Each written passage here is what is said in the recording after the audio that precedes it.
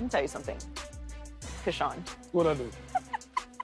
Every time I mess up on the prompter, he's like, No, I was reading the stat line. I was just like, Thank God you were back. Keyshawn on the prompter, man, it's brutal. These conditions. you literally just almost made me say something that got us all fired. we need the. I done seen some dudes on some prompters now, and I ain't even nowhere near. Not even close. All right. Anyway, Paul, should the Warriors be nervous about a Rockets comeback? No, I don't think the nervousness doesn't set in yet. I think it's human nature when you go up 3-1 to kind of just, we got this, get comfortable. They got comfortable, and you showed from the beginning. I think they're going to go home, and they rested up because they didn't really play much in the fourth quarter. And I think they're going to take care of business. The Warriors, they understand moments. They understand how to win. They know when it's not their night. They threw in the white flag early. They made a valiant comeback. That was the reserves. But I'm not worried about the Warriors because they're going to feed off the energy of their crowd when they get home and close it out. Yeah, not worried about them at all. I don't think you should be worried about it. You shouldn't be nervous, like Paul's saying. You go home, you at home now. You're secure as far as that. You took care of business the last time at the crib, and you know the mistakes that you made. Now you get to make these adjustments, right? You know what they're trying to do. You know they're trying to smash on Curry's hand. You know all of those little things, and so you make those adjustments, and a veteran team with veteran presence and guys that, again, in the postseason, like we said yesterday, you got 3 guys that have made deep postseason runs, and 2 of them that won championships. So I wouldn't worry about it at all, not one bit.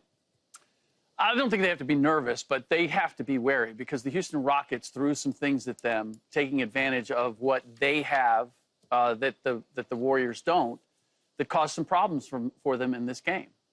I thought one of the clever things they did is they were posting up Alperen Sengun, and ultimately he was getting points, but it wasn't consistent. And so they said, you know what, we're going to raise him up. We're going to put him above the free throw line. We're going to open up the paint, and we have size advantage at other spots. Why don't we see if we can get Dylan Brooks in the paint against Steph Curry and see if that works? Let's have Amen Thompson going. Let's set high pick and rolls with Steven Adams for Fred VanVleet because one-on-one, he can't get free, but if I can get that big body out there and we can give him a little edge with a lot of space in front of him, now we can play different. And then at the other end, they looked at it and they said, you know what? The reality is everybody sees Steph as a great three-point shooter, but overall, the Warriors are a mediocre three-point shooting team. Their three-point percentage during the season was 16th in the league. That's not outstanding. So they threw a 2-3 zone at them and said, let's see if you guys can shoot your way out of this, right? And so the Warriors have shown that they can respond. Steve Kerr and Jimmy Butler and all the experience that they have, I'm sure that they're going to find some answers, right? But they have to find some answers because they couldn't find them, and the Rockets threw some surprises at them at this last game that's not going to change. The size advantage for the Rockets is not going to change. The Warriors' three-point percentage overall as a team is very up and down. Sometimes Podziemski is on. Sometimes Buddy Hield is on. But those aren't guys that I count on to knock down threes on a consistent basis. And you are going to have Draymond and Jimmy Butler out there. And sometimes Draymond hits some and sometimes he doesn't. So I think that the Rockets got the Warriors' attention in this last game. And now we need to see if the Warriors have answers. They certainly got the attention, but the one guy out of both of those teams is Steph Curry. No matter what you do, he finds a crack, and he's going to knock that shot down, period. You talk about the three-point percentage and all that during the regular season. Yeah, it may be the entire team, and he may have a large chunk of that. Yeah. By reason. Sure. There's a reason he has a large chunk. Because he's the best at doing it. Sure. He didn't even finish the game. So when you look at it from that standpoint, if he'd have finished the game, then what would we be talking about? What he needs is a team to get him to the point where he can close it for you. Yeah. That's what he needs. He needs Jimmy Butler and Draymond Green and Buddy Hield and Brandon Podziemski and the rest of that team to put them in position where it becomes to a last possession or a possession-by-possession game at the end of it. Let me ask you this, Paul. When you were in Boston or wherever, did y'all ever feel like, okay, we up 3-1, we go back home and close it out, so we got enough cushion where we're not really worried about having to slam the door right now? You never want to give away a game. But not give it away, but just kind of not. The thing is, like, it's so hard to win on the road in the playoffs, you know, because you got to understand, like, when you go up 3-1, the natural human nature just says, you take it down a notch a little, and then you go in there and you get busted up, you get hit in the mouth. And then next day, they got hit so hard in the mouth out the gate that it was hard to recover from that. You know, the thing is, you always say when you're in a situation going to roll, let's just keep it close. Let's keep it within 10 until the end and figure out a way to win it. But they wasn't even able to do that. I think they should. I don't want to say nervous. I don't like nervous, but they need to close this out at home. You can't play around with this. You're going to have the momentum. You're going to have the crowd. It's going to be a very difficult environment for the Rockets. They are a young team, but that was a beatdown that they delivered yesterday. And I know that there was like they snuck back in. Like, oh, okay. No, they had action, though. Let me ask you guys this: Did you think that the Rockets were capable of beating the Warriors like they beat them in this last game? Like just to take them apart. I always saw it as like the Rockets might be able to eke some wrestling matches out. Rockets based on like their offense in general, their youth. Based on what I saw from them in the season versus Golden State when they held Curry to 3, I was like, hold on, they got some defenders out here. And Ime is a really good coach. We all know that. And there's a reason they're the number 2 seed. You don't just creep up on the number 2 seed without being pretty good. So I thought that the Golden State Warriors age might come into play. And I said, hey, listen, if this goes 7, advantage is to the Rockets because of their young legs. Whereas the Warriors, they got to take care of business. They can't go 7. Yeah, they can't. If they go 7, then I think the Rockets got the advantage. Well, Steve Kerr pulled his starters less than 6 minutes into the second half, but the Warriors reserves cut the lead to 13 points in the fourth quarter. So did he make the right call keeping his starters on the bench in the fourth quarter, Paul? Yeah, I think so. Usually, like, coaches, they have a number they want you to get to in the fourth quarter, and they saw them make a run. It got to, like, 13. So, you know, I've been in these situations where the starters on the bench, we getting blown out, and the reserves get you back in the game, and you're like, all right, coach will be like, if we get it under 10, I'm putting y'all back in. They never had a chance to get it under 10, so that was the right decision to keep them on the bench, save that energy for when we go home so they can take advantage of it and take the Rockets out. Now, the message is like, listen, we can't get back to Houston. Right. No, we can't get back to Houston, guys. So when we get home, don't even worry about packing for We're game losing 7. this one, but we're not coming back here. Yeah, we're not coming back here. He certainly made the the right move. It was down by 29 with 5:50 left. They made that. They did close the. I thought actually they was gonna get back in it to number 61. Pat Spencer did the headbutt, you know, and once that happened, they went right back up to a big number. So it was like, because you saw Steph Curry, he could started lacing them back up, and you could tell that they was getting ready. They needed to get it, like Paul said, to that 10, and they was this close. And then that foul happened to Dylan Brooks, and then they got into a little pushing and shoving match. And then from that point on, the technical foul, the free throw, then Brooks knocked down the 2 free throws, and that number went right back up. So it was like, okay, the game is over. But if they had gotten it down to that 10 with about 2-something left, that's a walk down in the NBA. That ain't nothing but a couple of threes, and you right in it. Yeah. 1 possession game. Paul, were you ever in a situation where the starters were taken out and benched, and then you had to come back? Yeah. Or you came back in a close game? No. Like we put our bench in, and you know we ready to be done for the night. The reserves let them back in the game, so we had to get back in there to push the lead back up. I've got put in like that before. Got you. You know what I'm saying? Okay. But as far as but not in terms of you were getting blown out. No.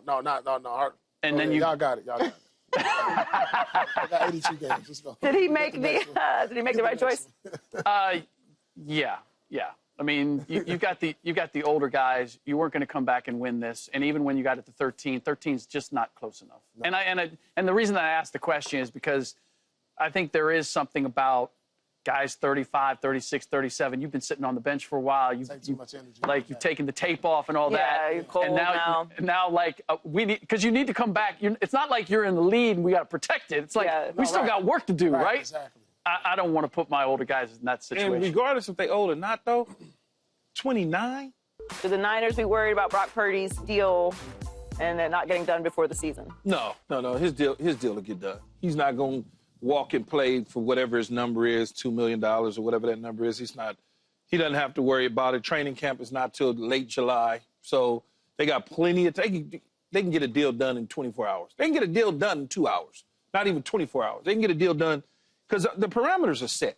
Mm-hmm. The deal is already, there's some structure, conversation, language, some stuff like that for the most part, Joy. But the deal is already kind of done. Now, all they're going to do is move some stuff around here or there, take out an I, add an L, that type of stuff. That's it. Yeah. And he'll get the average value that he's supposed to get. He'll get that. Now, the guaranteed money, that's a whole nother conversation. Mm-hmm. That may be the conversation. The report says that they're not close. Well, what's not close? They want an extra 5 and you're willing to give them a 1.5? That's close. Yeah. That's close. That's very close. What do you think? Should they be worried that they won't get done before the season? He's showing up to OTAs. He's giving you no indication that he's impatient. What? He definitely didn't read Keyshawn book. No. I mean, I'm not going to OT. I know, but he did. But he did. But that's nice of him. Absolutely, it is. He's playing nice. Yeah, so he's playing nice. Why would the 49ers be under That's why any I always pressure say. That's to why I get it say done? though. That's why I say, Joy. If they offered him 50, he may tell him, "I'll take the 35 because I'm gonna play nice." He's just gonna play. He did not read your book. He's happy to be in the National Football League and making this type of money. He's not gonna ruffle no feathers. And do we know why the deal is being held up? I mean, It could be, like I said, it's language. It could be some of those sort of things. Move an L over here and add an A over there. Listen, they got until when? The end of. They got till whenever they want to. Yeah. They got 2 more. They still got another year on this contract. Yes, exactly. He's playing on his contract right now. Yeah. They can franchise tag him 2 more years, but they're not even gonna get there. Yeah. He will be a rich man in the summertime, uber rich man this summer before he steps foot on the field in September. Yeah, I agree. They shouldn't be worried? No, they shouldn't be worried. Because you don't even want. He don't even come off like. Think about it. Well, I ain't gonna say, but think about it. You don't want your athlete on the field in the regular season thinking about his money. No, So you're going to get the deal done. I'm not worried about it. Also, Purdy has made $2.8 million from the Niners in his career so far. He's getting a hefty raise. I will tell you, he's I'm in tight. California. I'm Break tight it right down. now. Yeah, right. So he's made Break that off. $500,000 Cut it in half. in his career. I'm tight about him. So he is going to get his money. I'm tight. I'm like uptight. What you mean? I'm just saying, like, let's get this. I need to get that. I need to sign that. Like, I'm trying to go out. Yeah, I'm just saying. Yeah. Like, I just see. No, I'm trying to have a party. No, but look, I just seen Kittle get his, right? So They gonna give it to him. I know, but I need to relax. No, you good. I need to. He probably not even I doing want to nothing. go somewhere right now. We need to be on this island. He's not going anywhere. In OTAs. It's Brock Purdy. Here's Brock what Purdy's not living your life, Paul Pierce. But here's what he's Brock doing, Purdy. PP. He's lifting weights. He's running. You can do that on the beach somewhere. No, I know, but he's lifting weights. He's running. He's and not on a throwing Paul pack Pierce and go. program. I'll be in Cancun running on the beach. Yeah, no doubt. But I need to sign that though. You and me both. Think about when you signed that first one. You was anxious, wasn't you? No, I held out, so I really wasn't tripping. No, I No, but wasn't. you knew what was Hey. going. I'm talking about like that second one. But here's the other thing. What No, are I his, got traded for the second one. Sign and trade. It was a sign and trade. what are his options? He has no I options. mean, he could say he options. doesn't have any options. Huh? What do you mean? No, his options is to take the money. He has no Yeah, other but if option. if his name isn't Brock Purdy and Okay. his name is Keyshawn Johnson, Yeah. No, I'm not doing them any favors. right. I'm not doing them any favors. That's just my personality, though. Right. I'm not willing So to he does give have you- options. He could make this ugly if he Yeah, wanted but to. he's not that type of person. But he's not separating the Keyshawn two. Johnson, the wide. He's not Brock Purdy, the quarterback, that Keyshawn Johnson Yeah, he was doesn't the wide have the receiver. type of mentality- Aside from the personality. He doesn't have the mentality to tell somebody, you know what? If I don't get my money, I'm gonna stay at home. I'm gonna eat fried chicken. I'm gonna come in at 350. And I'm gonna have, and you're gonna give me my money, and I'm gonna get my credit this season. You're gonna have to trade me. He's not gonna do that. Subscribe here to get the latest from Speak and go watch a few segments from our other shows on FS1.